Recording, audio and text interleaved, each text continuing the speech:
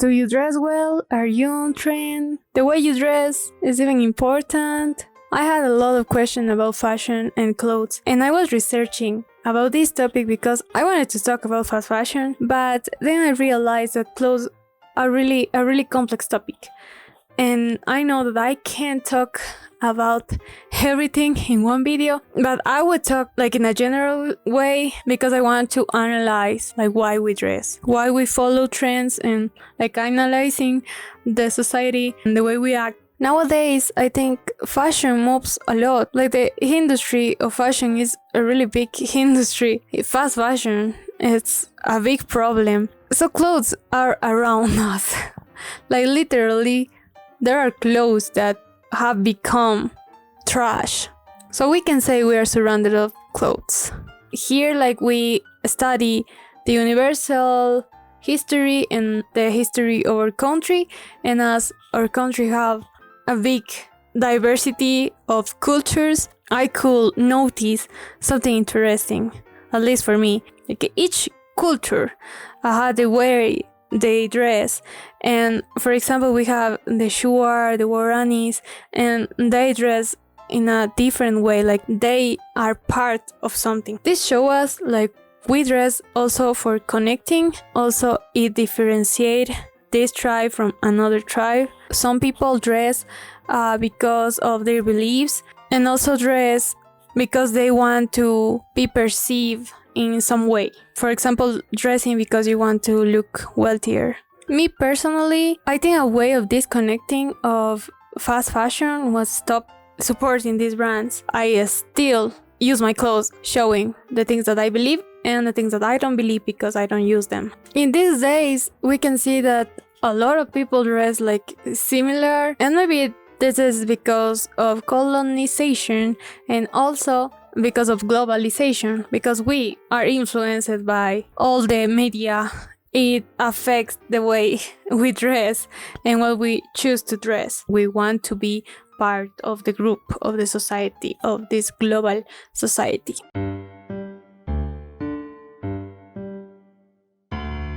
In the past, like people used to dress for showing the wealth, that they are upper class. And now I think like things haven't really changed a lot. Maybe they don't have like a lot of ornaments. They also show power with the way they dress and the brands that they use, even the clocks that they use. As we can see in some aristocratic portraits, the upper class used to dress like this. This changed in the age of enlightenment. This is a liberal, social, and a political and scientific movement, letting in the past all these ancestral beliefs. They didn't want to be part of this classism. They were focusing in questions of humankind, like why are we here and things like that. And also with the Industrial Revolution, we can see how they have changed the clothes because they need something more practical for the world.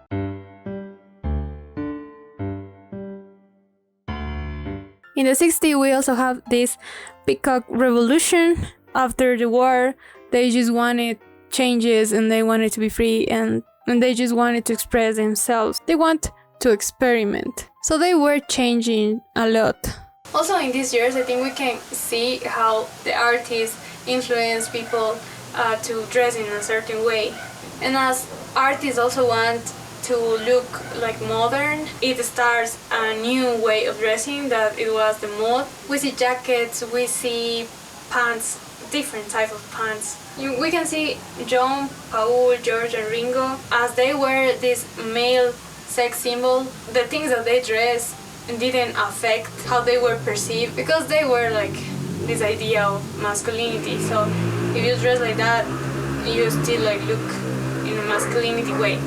Another interesting topic that I want to talk is about the pop art movement, that I don't really know if it was in the 50s or in the 60s, but it's interesting because there is a famous soap dress inspired by the famous Campbell soup painting, and this is like the beginning of disposable clothing.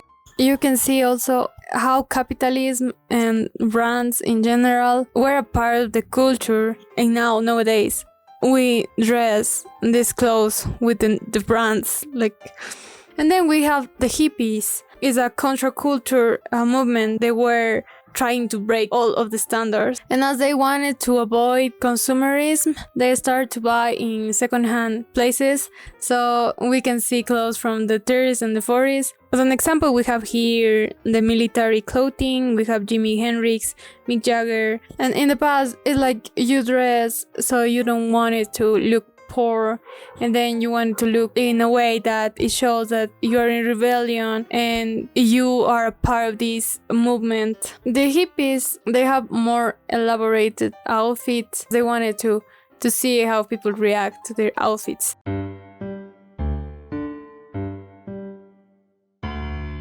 In the 70s, things were changing. It was hard to find a job, and this was an opportunity for Molloy's book.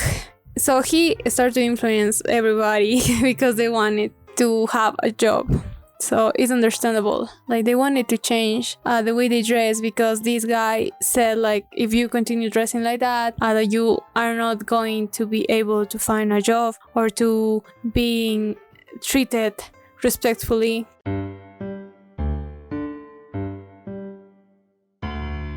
This is a good example of how fashion is complex, because if I am seeing how they start to using ties, be able to have a job, it's maybe a way of oppressing the way you express yourself.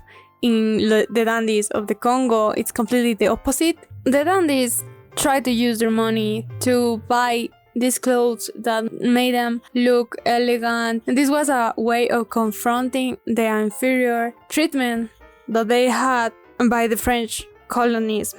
Like, they wanted to show that it doesn't matter the class, you can dress however you want. In a point of the history with the dictator said that you shouldn't be using tie because it showed oppression, but they were like, no, like, we want to decide how we want to dress, and if we follow like the dictator's order, like, we are oppressing ourselves because we want to express ourselves like this. We can see a really big contrast between how the dandies of the Congo dress and how maybe their houses look. But it's really hard to judge them because we aren't there. We don't know how they feel. And if you want to leave like your opinion, I would like to read it. I think also you should check the documentary that I saw, because I think it shows like this two perspectives, how they feel about dressing like that, and also how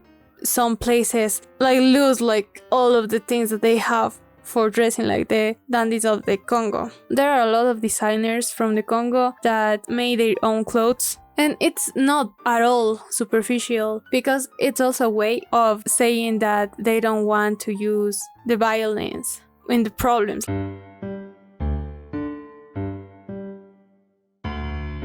In these years, like, we can see how we change clothes like really drastically. When artists influence ourselves, so we dress as we dress. For example, I think in Billie Eilish and how she dressed in the beginnings of her career, and a lot of youths were dressing like that. Then we see these changes that showing your body is what is on trend, so you start to showing your body. We follow things that someone start or some brand start, because we don't really know if it is part of some campaign, and sometimes we don't even realize that. Trends also in the past start because they wanted changes. We as social human beings, we change a lot, so it's understandable that clothes change with time. We interact with things, we interact with problems, and we change because of that too.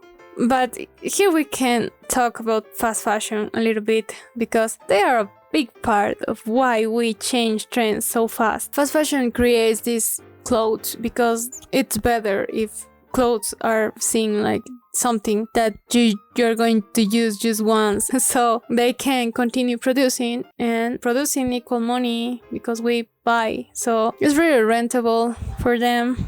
And marketing play a big role in here. I can say this because I studied communication and I know how PR works and how a brand can connect with an influencer and can create a big campaign, and we don't even notice like how these clothes and these items are in our heads. But practically, I will give you an example of how this works. Let's see that you are in a place in a park, and then I came here, like, and I say, look at my shirt, look at my clothes, do you want to buy them? You will say like, no thanks, or if you like it, maybe, I don't know. Yeah, but let's say that you don't want it, so I go.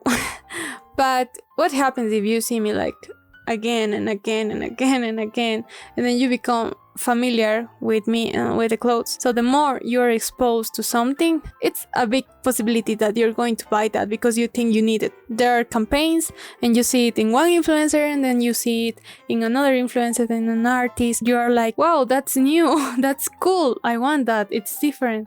So you think you need it and you buy it because you want to be part of the group. And it's more strong with influencers because it's like we follow these people because we trust them. I don't say that everybody is selling something that they don't connect with that and just is because of money. No.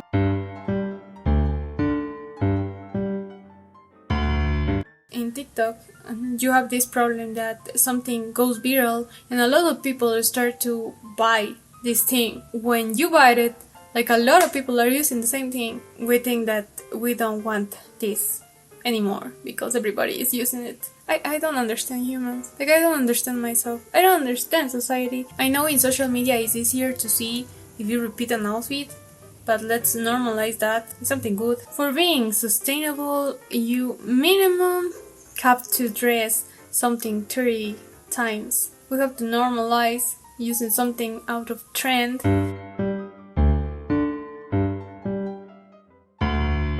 So I want to talk about something really important for me, or something that touched my heart in some way, and it's how the globalization have influence also in the cultures that we have in our countries. For example, here we have the Chola Cuencana, and they dress in a certain way, but as everything happens here, let's say where we are influenced by the media, we dress in a certain way. Youth came here to study and they see that they can connect with people and that they can be added to a group, so they start to change their clothes and their traditional clothes. They need to fit in and then change their clothes, like they are losing their tradition.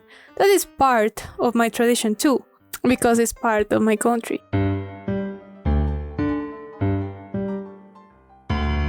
Stop judging people by the way they dress. And at the end of the day, everybody wants to connect and everybody wants to feel that they are part of something. So see everybody as your community now that we are in this globalization. Try to share our differences. If you have a traditional way of dressing, share it, show your reasons, share your history, and support the things that you believe. If you believe in consumism and spending your money, okay, do it. But if you want to think more in this subject, try to do it. It's good to ask ourselves questions like why, what, where, when, who made my clothes.